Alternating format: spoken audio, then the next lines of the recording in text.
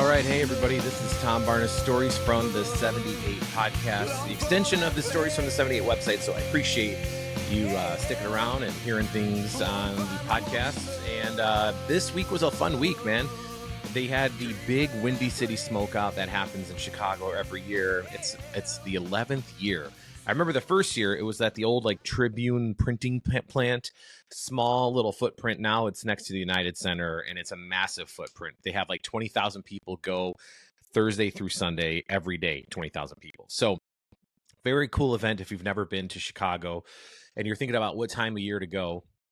I would say you can't go wrong from June through October. Those are probably the best months to come if you're a weather person. If you don't care about the cold or a rainy day, come whenever you want, obviously. But that's festival season, beginning of mid-May all the way through Oktoberfest, stuff like that is just festivals and outdoor events. It's the best time to be in this city, and Windy City Smokeout is no exception. Carrie Underwood was a headliner. I will fully admit that I am not a country music fan, but it was the barbecues from all over the South and Chicago. So plenty of options for barbecue, some burnt ends, if you know what I'm talking about. And they have elotes. They have a Mexican spin on some barbecue food because obviously the Mexican community is huge in Chicago. So yeah, the food, can't go wrong with the food at Windy City Smokeout. And the eye candy is on par, if you know what I'm talking about, for anybody. And so yeah, it was a cool thing to do. And obviously Chicago is one of the food capitals of the United States, if not the food capital of the United States. If you've been here, you've been to the West Loop, you've been to Logan, you've been to Beverly, South Shore, Pilsen, Pullman. The food here is incredible. And pizza is always a hot topic in Chicago, right? Especially when you got, people from New York thinking that everything from New York is great, which is pretty common with New Yorkers, no offense. And a lot of times they're right, sometimes some things in New York are great. And I just feel like people from Chicago can admit that sometimes, where people from New York are nah, everything sucks outside of New York. So one of the things that they can stick it up where the sun don't shine is Robert's Pizza, nationally recognized here in the States in the top 50 for best pizzas in the States. And it's in the top 100 best pizzas in the world. I think it's number 10 here in the States as far as pizza, and it's the New Haven style pizza. So very much, yes, I know, New York style, where you got the long thing and, the long pizza and you hold it like a boat and eat it or whatever. It's phenomenal. And it's in a really cool part of town, actually. It's up in Streeterville, depending on where you're at, or over there by Streeterville. But, just north of Navy Pier, downtown, by the Ogden Slip, which is this little hidden oasis of an area of the city. The Ogden Slip is almost like a local version of Navy Pier and it doesn't jet on the water per se, but it does have the water jet inland where it feels like you're on a pier. It's a very bizarre thing. But you got to check out, if you ever are looking for a cool area in the city, got to hit up Robert's Pizza. Robert and his wife Dana are phenomenal hosts and people. They have a beautiful setting inside the restaurant, very cool space. And this old area, when I was a kid growing up in the city, it was where you go play arcade games. That's this old, it says River West on the building, so I mean, I guess you can call it River West, but it's Streeterville. But it used to have these video game places. There used to be a pizzeria Uno back in the day in there. I think maybe CBS used to be in that McClurg building. I'm not sure. It was somewhere around there. Either way, they renovated the building and then it became nothing for a long time. And Robert bought out, he said it was an old storeroom or something like that he turned into a restaurant. And it is a long, beautifully designed restaurant. His wife Dana did a great job of decorating it. And, it's a great place to go for the food. It's exceptional. The pizza obviously is great. Other food is great. The Italian food is phenomenal. The arancini balls are amazing. So I would suggest going there to check out the pizza and the views. They have a little dockside outdoor seating area where you can just hang out and you feel like you're on vacation. If you live in Chicago, this is the struggle every Chicagoan has this time of year. Do you leave the city to go on vacation, or do you take a staycation to stay here because this is the kind of weather you've waited for all winter long? And it's hard pressed to leave this city in the summertime, and places like Robert's Pizza is great. So anyhow, I would suggest going there. It's on the website. The title of the story is Chicago's own celebrated Pizzeria achieves global recognition and prepares for World Pizza Ceremony in Naples. So that's where they're going to decide where they are in the top 100 in the world. So very cool. Another cool thing that has globally impacted many people is the movie The Exorcist. If you haven't seen it yet, I don't know what you're waiting for. It's probably the best horror movie of all time. I mean, I think people argue between The Shining and The Exorcist, but they're both have to do with like, things you can't really see, demons, spirits, what have you, hauntings. But The Exorcist was directed by William Friedkin, who was a director of The French Connection and many other things in Hollywood. Grew up right here in Chicago. His parents were Ukrainian immigrants that came to the States. He was born in the 30s, and he was fascinated with movies. He watched them on WGN, their movies of the week. They would have all these movies on.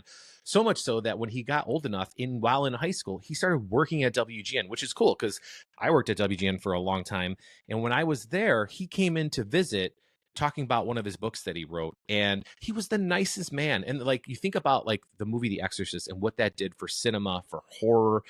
It changed the landscape of everything about that. And he talked about that. And he talked about his roots here in Chicago, and he went to Senn High School, and which is right at Admore, like 50, I'm trying to look at this, 5800 North Admore, there in like the Rogers Park area, and or Edgewater.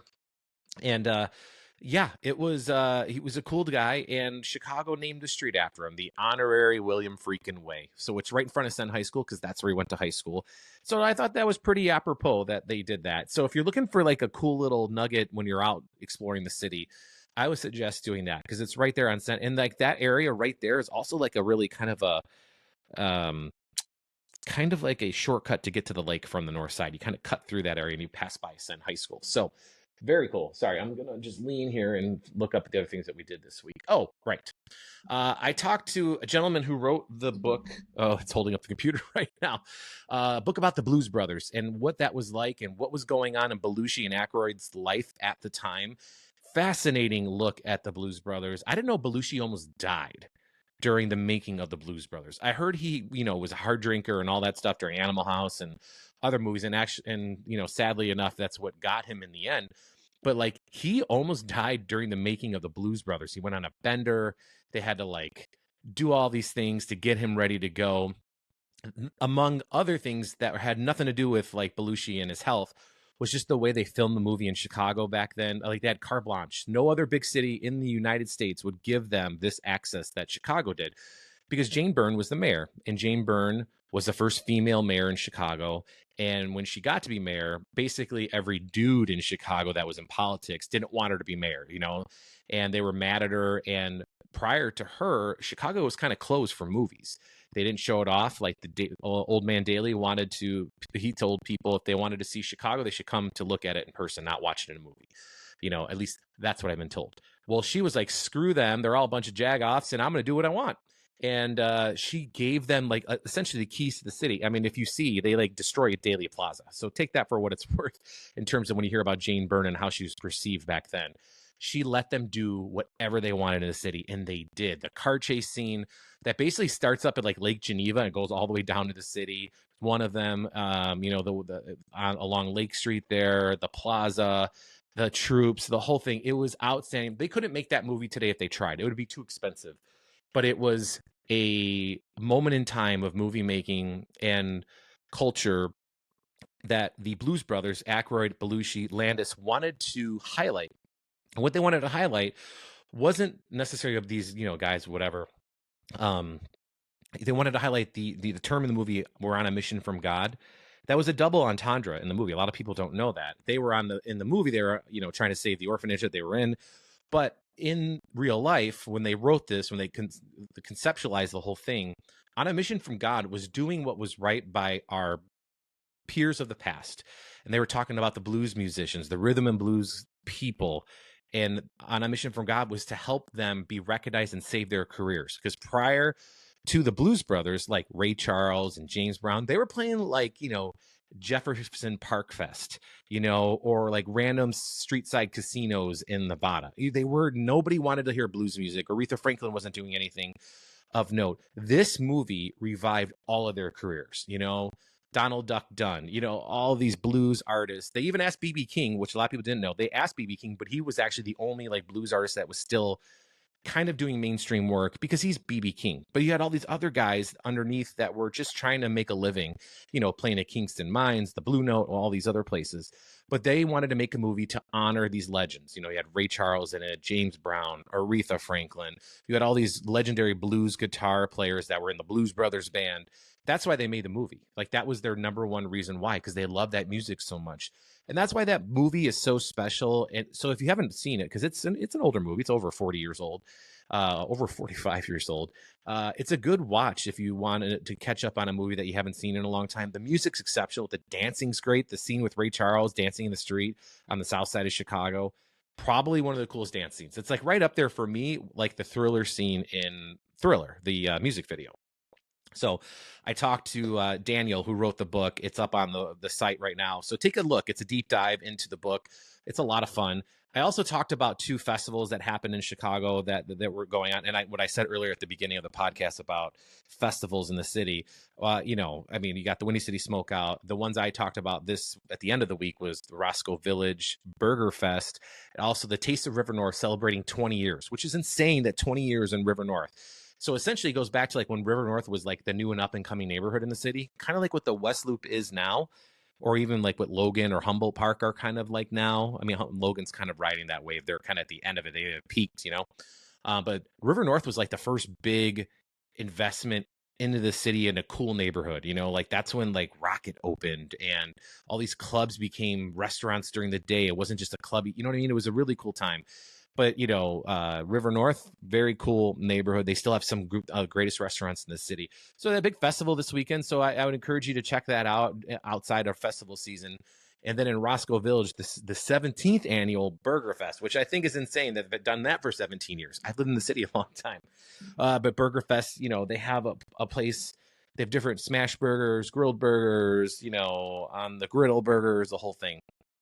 Very cool experience to check that out. They have a marching band that played on a stage, and the name escapes me, but if you go on the story, it's on the story. But it's like a 25-person marching band on stage. It's insane.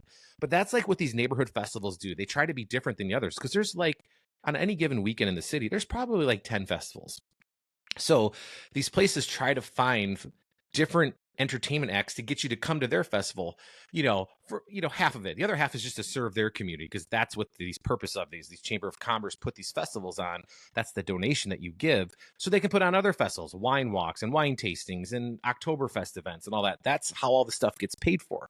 It's all through donations. So support a local festival, get out of the house, try a different neighborhood outside of your own, because I think you'd be surprised. And my last surprise I'll leave you for the week is a place called the Happy Hour Shop. And it started by this couple named Jess and John.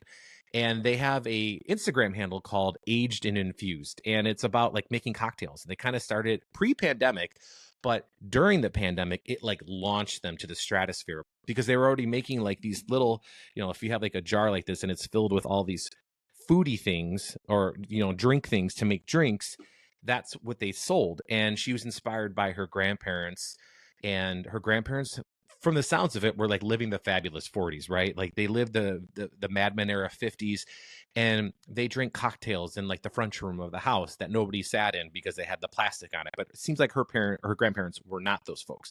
They enjoyed that. They probably were smoking some ciggies or, and had a good time. And that's what inspired her to start the Aged and Infused brand. And now the Happy Hour Shop has that charming vintage wear that you can buy. She finds it. It's not repurposed stuff. This is stuff that she goes and digs around on. I believe she said Monday and Tuesday every week. They go on a road trip where they look for vintage wear and they bring it, they curate it back at their shop in Westtown, which is right on Chicago Avenue, down from Eckerd Park, where I used to play softball, which is a fantastic neighborhood. But this place is great because they have all these vintage finds. They have these beer signs that they find that John's parents are finding, and they give it to the kids. They bring it to the shop and they sell these things. And it's a cool place because it's coming like this little area where their friends in the neighborhood also sell stuff. Like there's candles in there, there's artwork in there, all from locally artists in Chicago. And their story is so Chicago. I love it. And they're the nicest people. Go support people like that. You know, they're not a big box store. They're going to do cocktail making classes a little bit later this year. And it's just a cool spot. You go in there, it's like it's like you're in a basement. It's like the basement of Dorothy's, if you've ever been there, but a shop.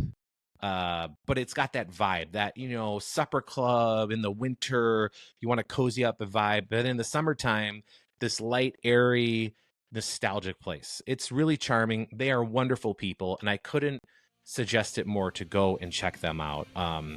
And I would appreciate it if you continue to support the website. Go over there, check it out. Subscribe to the YouTube channel if you would. That would be great.